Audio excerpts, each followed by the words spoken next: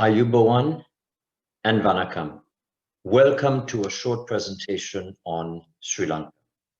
This is brought to you by secretsofceylon.co.uk, and we are a collaboration of small boutique properties and experiences who have come together to share the beauty and the hidden secrets of Sri Lanka. And so over the next 3 days, that's starting the 21st of October, the 28th of October, and the 4th of November at 10 a.m. each day, we will be presenting to you different aspects of our beautiful island. Today, I'm going to do an overview, a round trip, talk about the West Coast, Colombo, Southwest Coast, and touch on some of our themes, especially the wildlife. Sri Lanka is really a melting pot. We have changed our names many times. We've been known as Serendib, Taprobane, Zilan, Ceylon, and lastly, our present name, Sri Lanka. We have 21 million people who live in Sri Lanka, roughly, and we have many religions that practice in Sri Lanka. We've been colonized by the Portuguese, the Dutch, and the British. And we like to say we've taken the best of those cultures, their influences on our cuisine and how we live. But really, we've held on to our roots, and we're extremely proud of our ancestry and our mixed culture. Many of you know we have 8 UNESCO World Heritage Sites dotted all over the island. Many don't realize how important our nature and our wildlife is. We are a country roughly the size of Ireland. Our tallest mountain is double the height of Ben Nevis. We have 30% forest cover or nature reserve in the country. And we are 2 of our UNESCO World Heritage Sites about our nature and our environment. And we have 6 Ramsar sites. Ramsar is a convention where places of significance from an ecological point of view are recognized and protected. We have 400 waterfalls. Our tallest waterfall is 5 times the height of Niagara Falls. And we have 5 times more rivers than there are in the UK. We have many birds, butterfly, and we'll get into all the wildlife a little bit later in the presentation. So from a natural perspective, we are so rich. Touch on this traditional classical round trip. You generally start on the West Coast, either staying the night in Negombo or Colombo, because after a long flight, 10.5 hours, the airport is, you just want to travel an hour maybe, or maximum a half an hour to get to your hotel for the night. Then we go up to the Cultural Triangle, and it's the biggest dot on the map, or the biggest red circle. It is where you have Sigiriya Rock, Polonnaruwa, Anuradhapura, Dambulla, 4 of our UNESCO World Heritage Sites, but also where you have less known places like Aukana and Mihintale and Kaludiyapokuna, plus wildlife parks, Wilpattu and Mineria around. So you could actually just stay in the Cultural Triangle for 2 weeks and probably get a glimpse of everything Sri Lanka has to offer. Sometimes people do that and then go to the East Coast to the beach, Nilavali or Paskuda, especially during our summer of May to October. That beach is beautiful. Others will do the Cultural Triangle and then go down to Kandy, and I'm pointing down because Kandy is geographically lower than the Cultural Triangle, but it is 1,500 feet above sea level. And then from there, maybe one night in Norelia, going further up into the hills, and then down to Yala, one of our many national parks, and then along the southwest coast to enjoy the beaches before returning to the airport, which is near Colombo and Negombo. So that's your classic. Let me show you this in pictures. Negombo is a fishing village with some amazing beaches, and the beauty is it's only 15-20 minutes from the airport. Colombo is a melting pot of religions, culture, old and new, amazing cuisine, fantastic shopping opportunities. So it's definitely worth staying a few days. Sigiriya Rock up in the Cultural Triangle is one of our most visited places of interest. It is where Kashapa, the son or the illegitimate son of the king, is believed to have killed his father, the king, and built a palace up there. Others believe that it was already a monastery, but when you go up, you can listen to the different stories and you can decide yourself what believe, but whichever way, it's beautiful. Dambulla Caves are caves, which is a Buddhist temple, but beautiful paintings done by vegetable dye from over 1,000 years ago. Polonnaruwa ancient city is, and a day, even 2 days in Polonnaruwa, as you can in Anuradhapura, to discover the ancient civilization. And the Sri Lankan civilizations in Anuradhapura and Polonnaruwa were far ahead of their time in terms of irrigation and agriculture and many tools that they had. Kandy town is very, very important from a Buddhist point of view. It is where we have the tooth relic of the Lord Buddha. And you see in the distance, you may, on the left of the tallest roof, is a gold-plated roof, and that's within which the tooth relic is kept.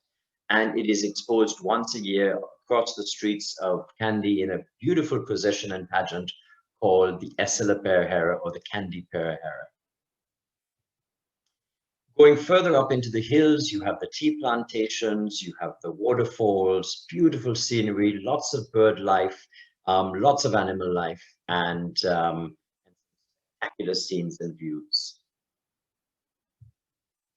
And then on to Yala National Park, which has the leopard, the sloth bear, the elephant, of course, and many other beautiful animals, small and big. Galle Fort is a must-stop along the southwest coast. It's an old fort, and it has some great shopping, some great cafes, and some beautiful buildings. And more people are choosing to stay inside the fort and live with the local communities for 1 or 2 days. And then, of course, you end up on a beautiful beach before heading back to the airport. Right along the way, you're going to be enjoying some amazing Sri Lanka food. Those little crepes with the yellow circles are egg hoppers. And you have string hoppers at the bottom of the screen. You have lots of beautiful curries, and you will learn about this throughout your stay. When you're planning this traditional classical tour, I want to challenge you a little bit to think about slow travel. A lot of people have been going traditionally and ticking off the boxes and spending, staying in 5 different hotels over 7 or 8 nights and rushing through. Wanted to try to make some of these trips a little bit slower, because our roads are quite tiring. In a 10-day tour, typically you spend half a day with wildlife at Yala National Park. Why not try some of the other national parks? Why not try to put a little bit more wildlife into it? Because, unfortunately, we are globally, wildlife is decreasing. And so the more appreciation we can put into it, the more we can get people to visit and appreciate it, the more likely we're going to protect it. We always try to visit some of the big places of worship, but there are beautiful temples, churches, kovils, and mosques, and we encourage you to visit all the different religions, but also try to visit, mix match it. Do one of the big ones like Kandy at the Kandy temple, but maybe visit some of the smaller places along the way. And our heritage is, we're very fierce and we're very proud of our heritage and our culture. So we really invite you to stop, to slow down, to visit your driver's home, to visit a village house, to really get deep in to understanding what Sri Lankans love and what are we about. Wilpattu National Park is very close to Anuradhapura, though not as much visited, so it does make sense when you're a cultural triangle to spend 1 or 2 nights in Wilpattu. And Nerigala Temple, very close to Dambulla, and between Dambulla and Sigiri is another beautiful temple with some spectacular views. Min Area National Park near Polonnaruwa is, as I say, especially in May, June, July, or July to August, is where we have the elephant gathering, but more about that in a moment. And Kaludiyapokuna near Sigiriya, which is an ancient hermitage. So I'm just throwing out a couple of names of places you can ask your DMC in Sri Lanka or your tour operator to include on a trip, to get off the beaten paths onto the less visited places. In Kandy too, we have some spectacular less visited temples to stop and enjoy. And I've kept this here. You can press pause when you want to look at it, but it's just really to allow you to absorb the times that your customer is taking to go from point A to point B, and so that you understand why you need to slow down a little bit, because they're spending too much time in the car. And this, again, you can press pause, but it's just to see the new roadworks that are coming along. And again, you can speak to your DMC to get updates on this, but it's just for you to understand that there's a lot of new highways in place and newer ones, the dotted ones coming along. So traveling is going to become easier and easier as the years go by. Looking at our west coast now, and for this, we're really talking about from Mannar all the way down to Dallas, so just before Colombo. And again, you may want to press pause to enjoy and to soak in what some of the things you can see in the different towns, and you can see where your hotel is to recommend places that your customer can visit. But there's some beautiful bird sanctuaries in that area. There's whale watching and dolphin watching. There is Wilpattu National Park, as I mentioned earlier, for wildlife. There's Muneeswaran Temple. There's also St. Anne's Church, which is a very important Catholic church. And there's the Tonigala rock inscriptions, which are one of the oldest, or second longest rock inscription in Sri Lanka. And all of this is close by if you're staying in Negombo. So don't just stay one night, stay a few nights. Kalpitiya Dutch Fort is another. We all talk about the Gaul Fort, but Kalpitiya Fort is also amazing and fascinating. And then the Dutch Canal, which actually is a transportation canal right along the west coast. In Colombo, we've often bypassed Colombo. It's the first night or it's the last night. But Colombo is worth staying 4 or 5 days. There's beautiful museums. The Wolfendal Church, bottom right, which is an old church from the 1700s. The Royal Colombo Golf Course to play a round of golf, where a train drives through the center of the golf course. Try not to hit it. The rowing club and many other private clubs. And everybody has to go to Golf Face Hotel for the checkerboard to have a sunset. At least once when you stay. Colombo dining is huge now, and two of my favorite areas are visiting Park Street Mews, where there's lots of restaurants and music and a great vibe, and also the Dutch Hospital in the center of downtown. And don't leave Sri Lanka without at least trying 10 or 15 new fruits that you haven't tried before. Shopping traditionally is all about spices, it's about tea, it's about gem and jewelry. There's the health aspects of our spices in particular. It's really interesting to learn how Sri Lankans stay strong and get a good balance of their body and their systems. And clothing and home decor is a flourishing area. And because of all the beautiful boutique hotels, many of those you're going to learn over the next few days, we've actually started trend setting and creating new styles that have been accepted globally. We also have lots of great supermarkets. So anything you need in Sri Lanka, you will find.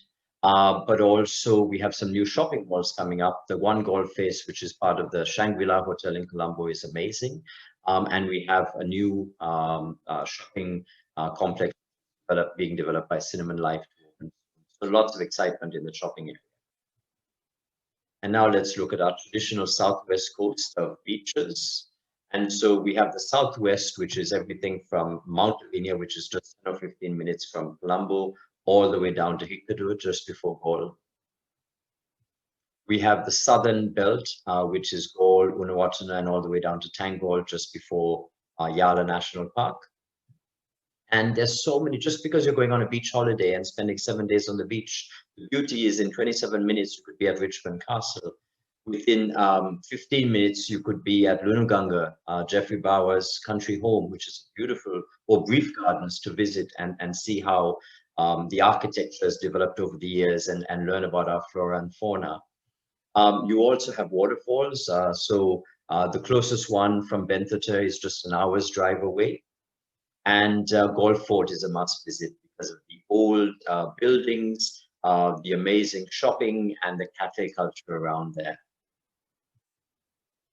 And lastly, let's look at some of the themes. So you can wrap around your traditional round trip a whole spa and health, learning how spices and our way of life has added to our equilibrium and how we build our immunity through natural ingestion. You can learn about our heritage, culture, and our festivals, and perhaps time your trip to take in one or two of the bigger festivals. Adventure, we have hot air ballooning, hiking, mountain biking, all kinds of crazy activities and a lot of fun. Cuisine is fantastic, and you can do culinary tours on every day, stopping in the hotels to learn how to make the local cuisine. Make sure, if you can, to throw in a plane, a train, or a helicopter ride to see Sri Lanka from a different angle. And the Central Hills, the mountains, are absolutely beautiful and definitely worth some focus. This slide purely serves to show you how many national parks and strict reserves we have. Isn't it amazing? There's so much in Sri Lanka, but all you do is spend half a day on your round trip. Again, here to highlight that most people will visit Yala, Uduwalawe, or Wilpattu National Parks. They're indicated in yellow on the map on the left. But there's so many other beautiful parks that you could visit, and you're driving right past them. So why not stop and take an extra day to take them in? If we look at Yala National Park, it's broken down into 5 blocks, but you only visit one. Yala is roughly the size of Barbados plus St. Lucia put together, just to give you an idea of size. It's very dense. And block 1 has the highest density of leopard in the world. So it's really a good chance, but you can't just go there and spend 2 hours and expect to see everything. You need to spend 1 or 2 days. Wilpattu National Park, north of the airport, is fantastic. It's a little larger than Antigua. It has been closed for over 20 years, and now that the animals are coming out again and all the mines have been cleared, it's amazing and increasing in popularity, especially because it's so close to the Cultural Triangle, so you're not spending too much time driving, and it's less visited, so it's nicer in that sense.